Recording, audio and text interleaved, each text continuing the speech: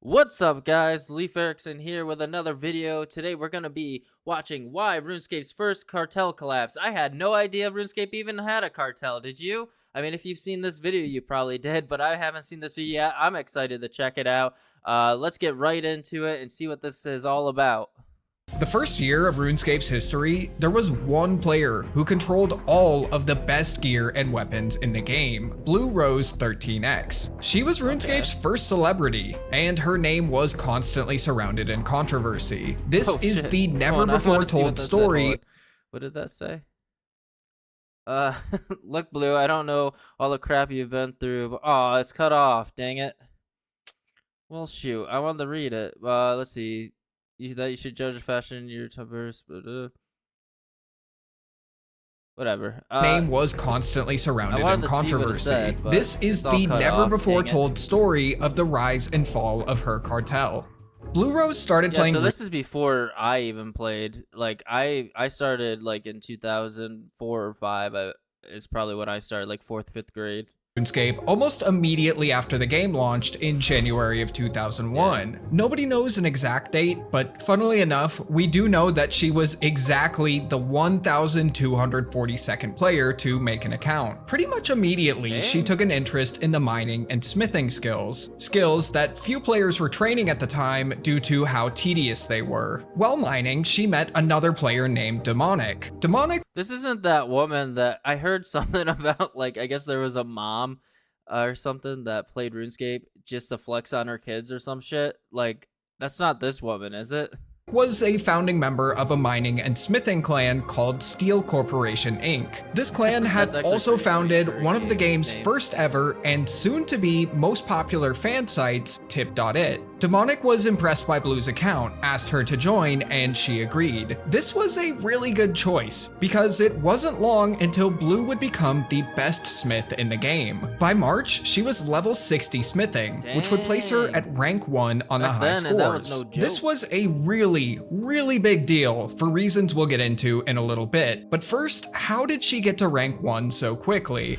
The early levels were likely done. So basically, she controlled the whole market when it came to armor. That's crazy. She was definitely rolling in the dough back in the day in RuneScape money. By herself, just mining the ores she needed, smelting them at a furnace, and smithing them at an anvil. Later, she was partially funded by Steel Corp. Demonic would mine ores and run them over to her at a furnace for free, so she didn't have to spend any time mining. But why would he do that? Demonic was just a few smithing levels behind Blue, so why not keep the ores to himself and raise his own level? Well, Blue's rank of Demonic's babe on the Tip.it forums might explain things. Pretty soon after they met, they started dating. They even met in person once, but didn't know what to talk about, so they just quietly played RuneScape together instead. Blue's smithing level, 60. Her and Demonic's chemistry level, solid 12. When Demonic was busy, Blue Rose also had another unnamed player who would mine for her, although this player would quit the game soon after.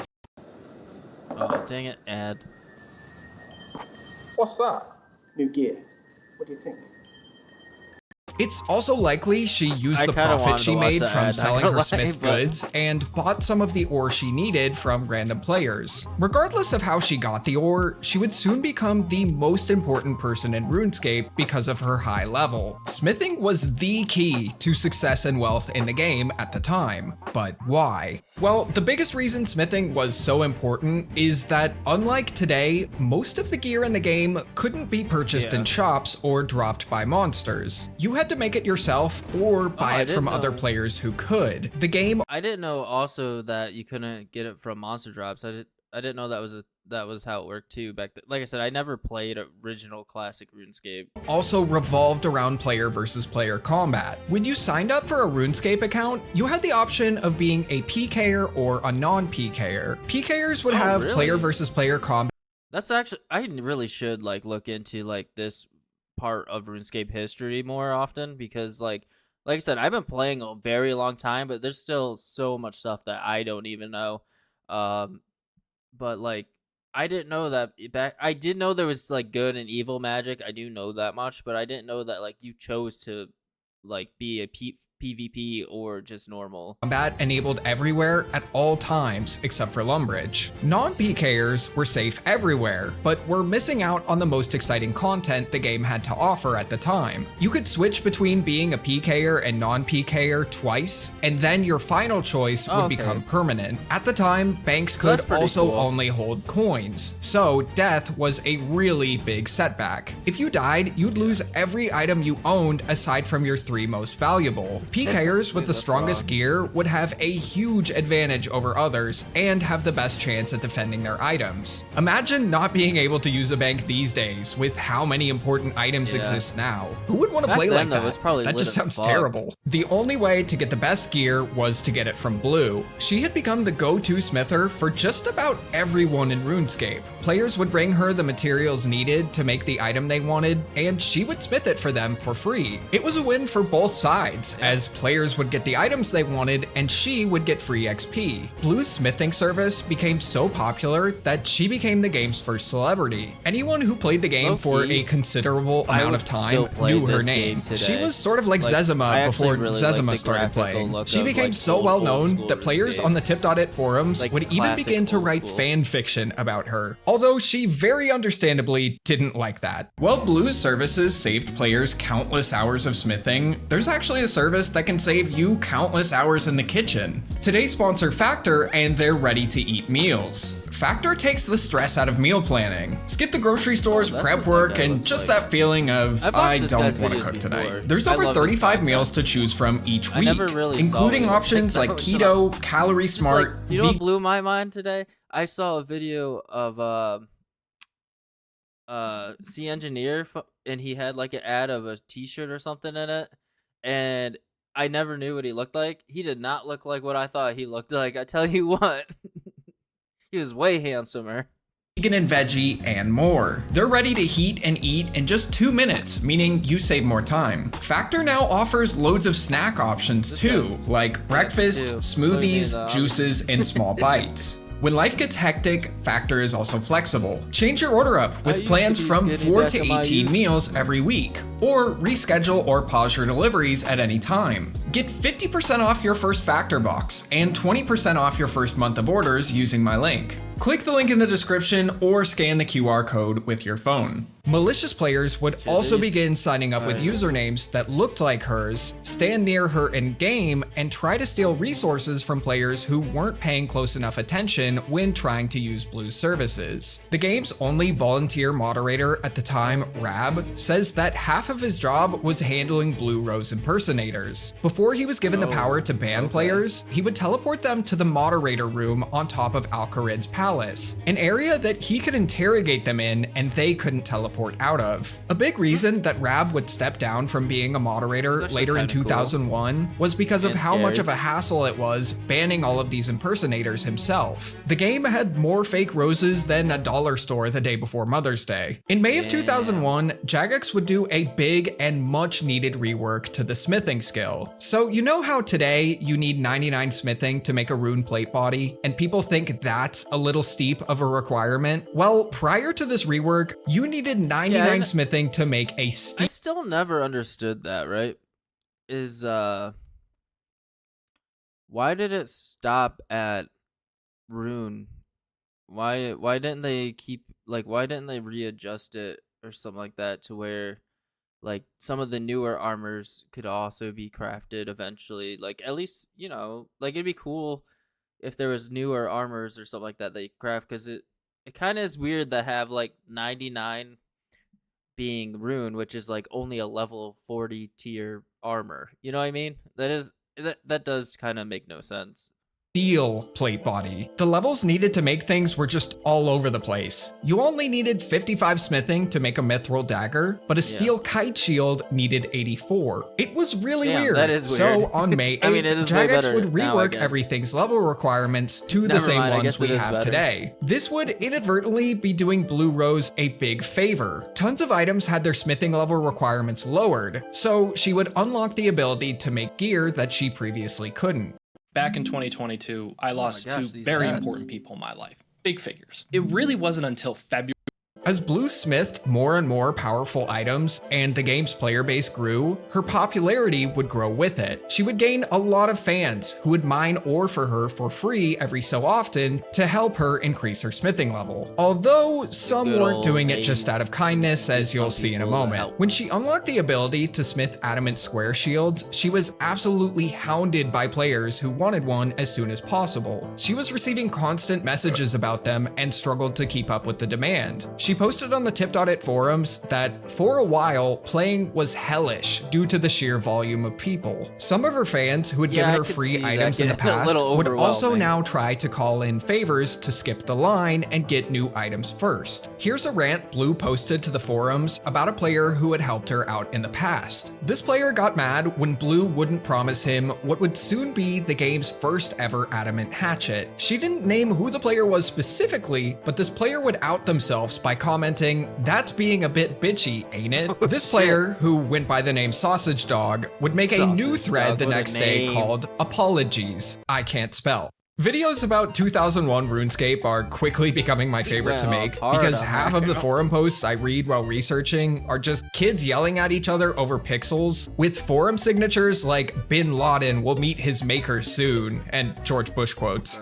In late June of 2001, Blue would reach 81 smithing. If she drank a dwarven stout, which would temporarily raise her smithing level by 1, she could now make adamant kite shields. But when players began asking her to make them, she told them all no. For the first time ever, she would be smithing this item for Demonic and her friends only. But why? Well, she probably didn't want to repeat the hellish mess of making adamant square shields for free. But it's actually a bit more complicated than that. Prior to Blue reaching the level for adamant kite shields, someone had discovered a duplication glitch that allowed them to flood the market with adamant square shields and other items that only Blue could make. This really annoyed her, so she vowed to only give these new shields to her friends that she knew she could trust. That way, if another duplication glitch occurred, they wouldn't flood the market. She even kept track of the exact count of adamant kite shields and who she gave them to. If you ask me, this was just an excuse, and she really just didn't want to have to spend weeks making shields for thousands of.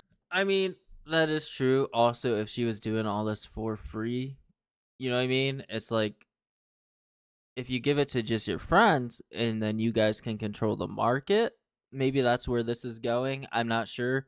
But based on the title being a cartel, I would think that that's probably how this ended up working, was that these people, or maybe he's just saying like, as in like everyone's coming to her. So she's like the main bitch, you know what I mean? But like, this is the new hot item. Everyone wants it. If you have control over it and then you can set a high price for it, that's kind of where that's what I would do. Screaming middle schoolers. This was the true start of her monopoly. What was then the best shield in the game could be made by her and her alone, and only the most privileged and connected players in the game could get one. Pressing the like button on this video, however, is free for anyone. This exclusivity only made people want. Yeah, definitely give this guy a like. His content's freaking amazing, and subscribe to him if you haven't yet. And also, if you're watched this far, feel free to give me a like too as well, and subscribe to my channel. Every little bit helps, and I just do this for fun. I just love making videos. So thank you guys for those of you who have subscribed, and those of you who have been helping boost my content. I appreciate it very much. These shields even more. She'd get tons of messages from players offering her just about anything to get one. So the same day that she said she would only be selling these new shields to her friends, she would make another post auctioning off just one. The initial bid was for 700 of any type of rune, as long as they weren't the basic elemental ones that could be bought from shops. This might not sound like much, but this is an extremely high ask. Obtaining non-elemental runes in Classic was incredibly tough. I actually have it was tough even in like RuneScape 2, so I couldn't even imagine what it was like back then. entire video devoted to Classic's rune shortage. If you want to watch that one, I will link it again at the end of the video. The bidding on Blue's auction thread got up to 1,500 runes before the backup copy of the thread I have ends, but it likely sold for much higher. The reason I think so is because a little over 2 weeks later, another shield would get auctioned off, where bids climbed to 900,000 GP before, again, the backup cuts off. This might not sound that crazy, but you have to remember that one, this is an adamant kite shield, an item that sells for about 6,000 gold today, and two, 900,000 gold was much harder to obtain back then than today. The adamant kite wasn't even that much better than the widely available adamant square shield, but I mean, think about it today. In today's standards, you make like a mill like that now, you know what I mean? But like even back, like when I first started playing, 100K felt like you were balling. You know what I mean? Like 100K was hard to get. You'd be there killing cows or whatever for hours and hours just to sell it to some guy named cowhide buyer for like, man, what was it? Like you'd get like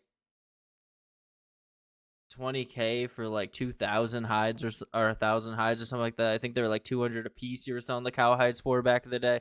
Like, it is different today. It is so much easier to make money nowadays. Back then, it was struggling. I can't even imagine what it was like in 2001. People were willing to pay anything to be someone who had the best shield in the game. Think of it like people who own the Third Age pickaxe today. It's the same exact thing as a dragon pickaxe, but sells for 12 billion GP. Except there's a small piece of information I've left out until now. The icon of the adamant kite shield that I've been showing is actually just what it looked like in your inventory. When you actually equipped the shield, it looked exactly the same as an adamant square shield. The real adamant kite shield was the friends you made along the way, because only they could confirm to others that you actually owned one. Now knowing how much money she could make, Blue's attitude when it came to adamant kite shields and every new item she could smith going forward would change. She would smith you anything you wanted if you could make her an offer she was interested in. The two main things that she wanted were ores and runes, and lots of them. Her prices weren't cheap, but if you wanted the best of the best, you had no other choice.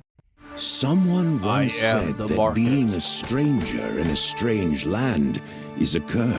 Now, keep in mind that banks could still only hold coins. So how could you trade, let's say, 500 coal to her when you could only hold 30 items at a time? Some of you classic players might be thinking, yeah, that's right. Back then, you probably couldn't. Well, I guess maybe this. Why not use certificates? By speaking to NPCs. Yeah, oh my god, dude. I didn't know.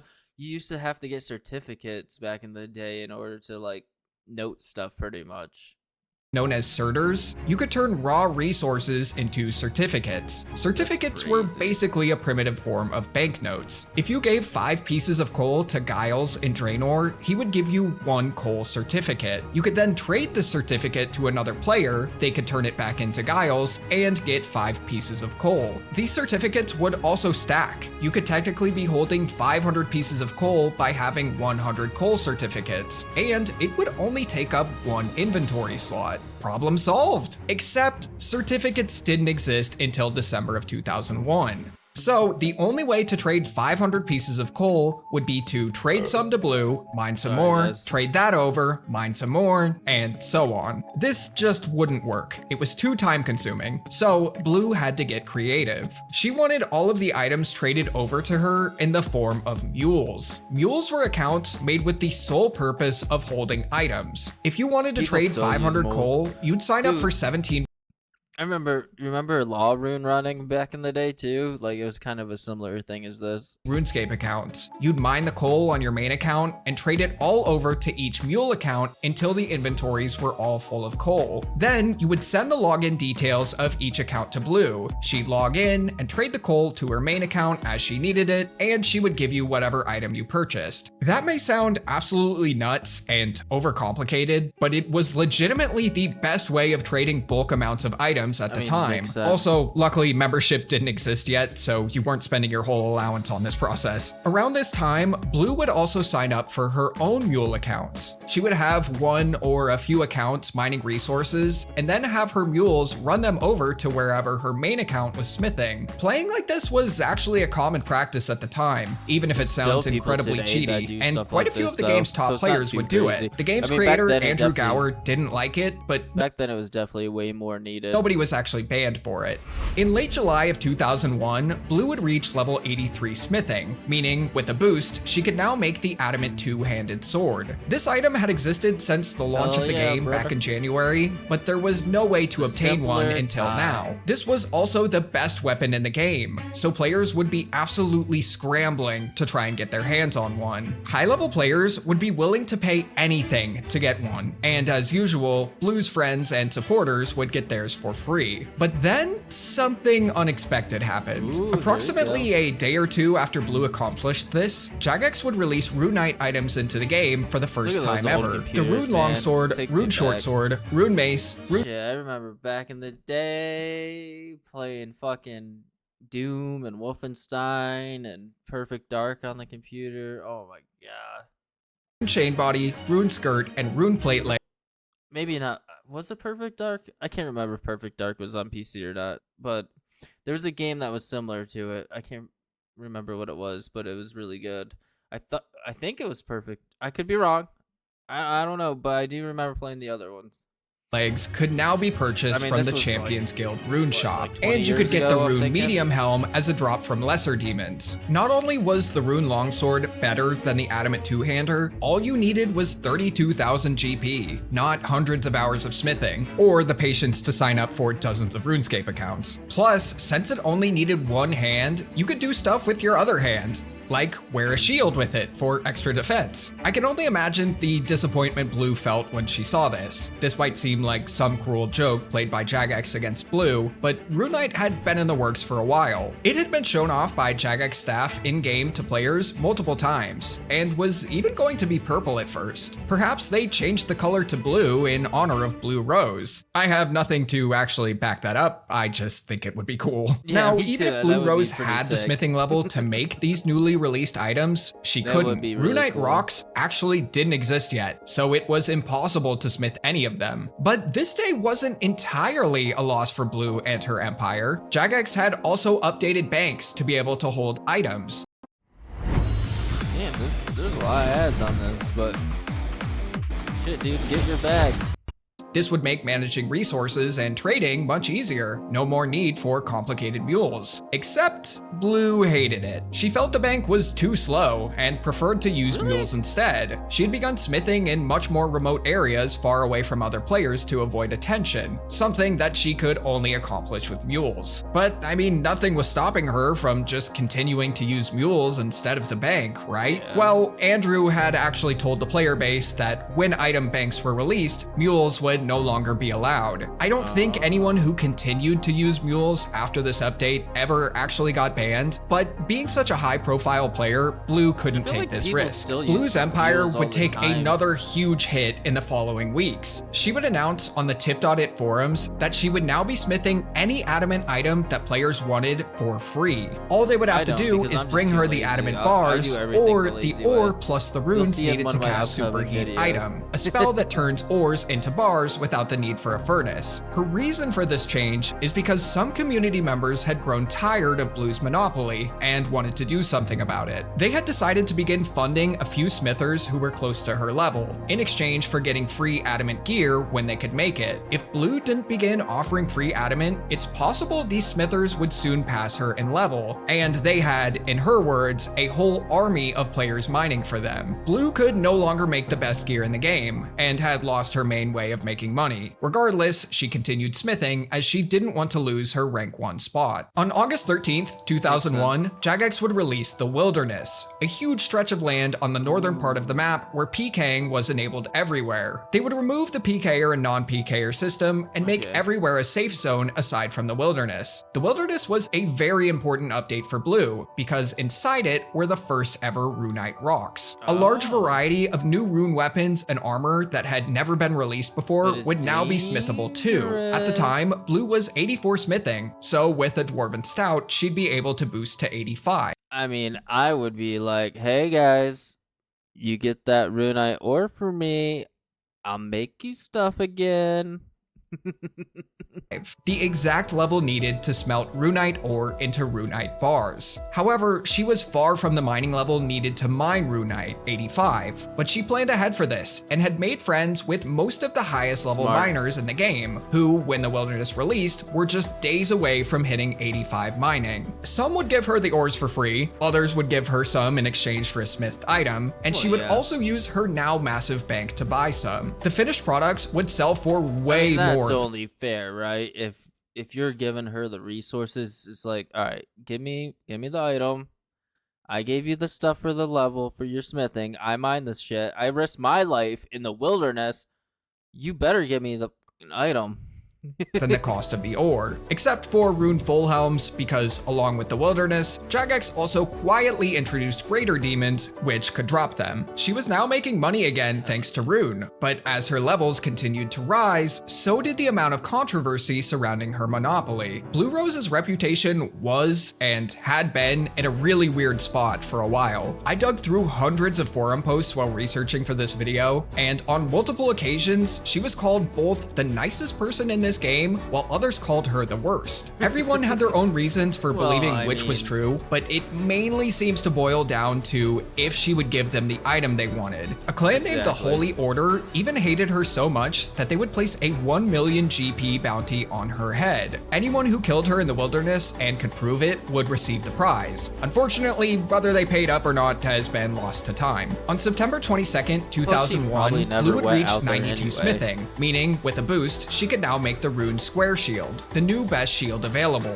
Knowing how crazy players went for adamant kite shields, they'd lose their minds for the first Rune Shield in the game. Blue could make absolute bank off of these, but much like with adamant kites, she once again said she wouldn't be making any, except for some for Demonic and her friends. Follow me. Your interview is just through here. In a forum post, she explains why. To be honest, I've seen enough of the two-faced, nasty side of too many RuneScape players through free smithing to even consider making them widely available. It's plain as day, 85% of people are just polite to my face to get what they want to make a profit. She was no longer worried about other smiths catching up. By making adamant items for the general public for free, she had crushed their plans and severely stunted their leveling. Plus, she could still make money without making rune squares, as other rune items were still in demand. Although, much like with adamant kite shields, she would quickly change her mind. She would post 2 days later, "I may as well trade the odd rune square. I'm damned if I do and damned if I don't, so I'll just do what I damn well feel like." She was right. If she kept the shields exclusive, players would complain that they couldn't have one. But if she sold the shields to the public, they would just complain that her prices were too high. One day after Blue unlocked Rune Square shields, her haters would get a big reason to celebrate. On September 23rd, 2001, Jagex would release the Dragon Slayer quest, and along with it, a new shop where you could purchase the Rune Plate Mail body. This would be a big blow to her potential profits. If this item had never been released in this shop and players had to wait for Blue to get 99 smithing to make them, I'm almost certain she would have earned hundreds of millions of GP selling them. Instead, anyone could buy one for just 65,000 coins. Fun fact, the reason that the price of 65,000 was chosen was because the max cash stack at the time was just 65,535 coins. If you picked up any more than that, it would actually start a second stack of coins in your inventory. On September 28th, 2001, Blue would achieve 99 magic. She had been using all of the runes she was given in exchange for her smithing services to level the skill. Not only was she the second person ever to get a 99, it was in one of the most expensive skills in the game. It was a great day for Blue, even if she didn't see the level up message in chat due to how many people were surrounding her asking for a Rune Square shield. Now, with magic out of the way, she set her sights on crafting, and future items she sold would often need to be paid for in crafting materials. Throughout the course of October and November, she would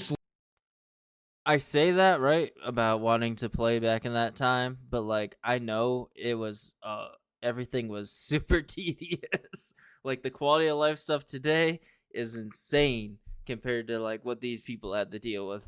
Slowly continued to gain levels, unlocking more and more powerful weapons and armor. Thankfully for her, Jagex wouldn't release any new rune items in shops or from monsters during this time. By the end of November, she had managed to reach level 98 smithing, meaning with a boost, she could now smith every item in the game. Most notably, the powerful rune two-handed sword, the new best weapon in the game. Players report that the first few swords to me, right? It's like the two-handed weapons used to be used all the time, like back then. But then, like nowadays, most people just use scimitars until you get to like god swords. And most people only use the god swords for specs, I believe. So like they still don't really even use two-handed swords. It's like most people use scimitars like up until dragon scimitar, obviously, and then they go for the fang or whatever after that. But like it's crazy to me that like two-handed weapons just pretty much don't even get used anymore.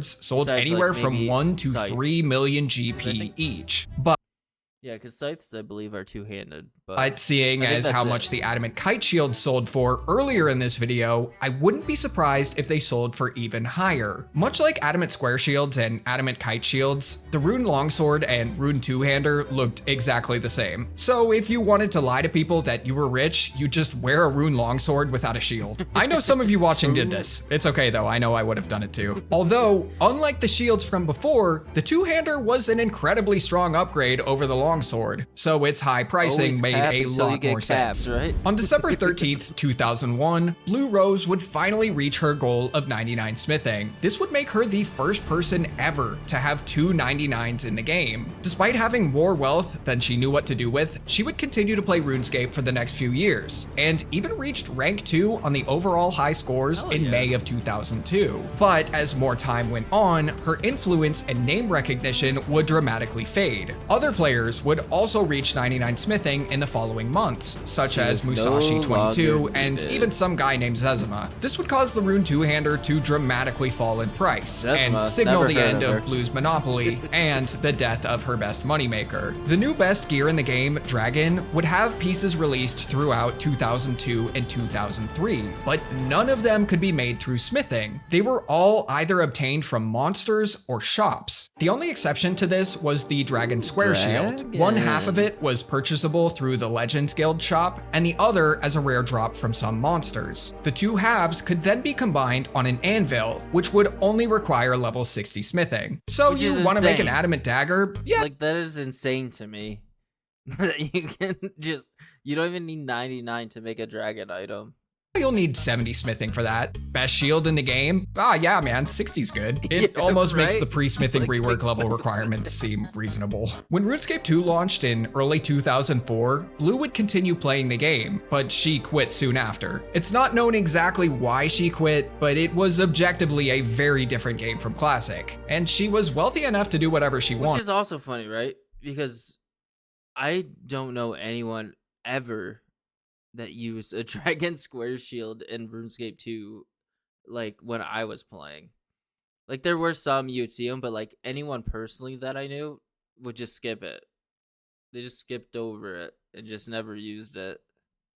Maybe even too wealthy. There's no credible sources on what her bank value really was at the time, but the number 3 to 4 billion gets thrown around a lot. Doing some napkin math, assuming she had 4 billion, that's more than enough to buy the best gear in the game, every rare item, and still have, I don't know, 3.5 billion left over. Fast forwarding a decade, she would briefly return in 2015, but under a different display name, and would quit again soon after. Since then, she's largely vanished from the internet, and nobody from the RuneScape Classic community seems to have any contact with her. So no one is really sure what she's up to these days, and it's even believed that her original account was hacked, so her massive coffers are now gone. But her legacy and I'll just let him impact on finish this and then game's I'll talk. history is something that will never be forgotten. Remember that video I mentioned about RuneScape Classic's rune shortage? Check that out on the right, and thanks for watching. Go do that. But so what I was gonna say is like I also remember like dragon like chain body and all that, like full dragon, like with the Dragon Med Helm and that used to be so popular back in the day, and now it seems like most people just skip over that now and just get like a fighter torso, which is understandable because it's pretty much the same as bandos. And then like you'll see more like fighter torsos with rune plate legs than you will like with like dragon stuff. Like people just skip over dragon now, it seems like, for the most part. I mean, you'll still see them every once in a while, and then you very rarely you'll even see like people in full dragon, like the plate body and the full helmet and all that or whatever. But it's crazy to me like how much the game's changed and like how people skip over things that used to be considered like cool and like legit. Like I'm saying like a lot, I'm sorry. Before I head off though, I also want to say, like, remember too, like the trimmed armor stuff. Not the scam part, but like the just trim, or even like the god rune and all that stuff, and like how like or gilded, how people like love that shit back in the day. Man, I miss those days when it was just about fun and like that's how you showed you were rich. You had like full gilded or something like that. And it's just crazy how far things have come. But anyways, if you're still here, you're still listening to me ramble. Definitely, if you haven't yet, check out that guy's original video. Give him the view as well. If you like this video, give me a like.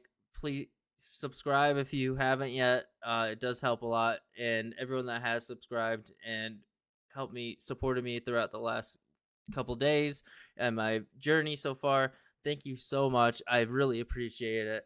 And I'll see you guys in the next video. Peace.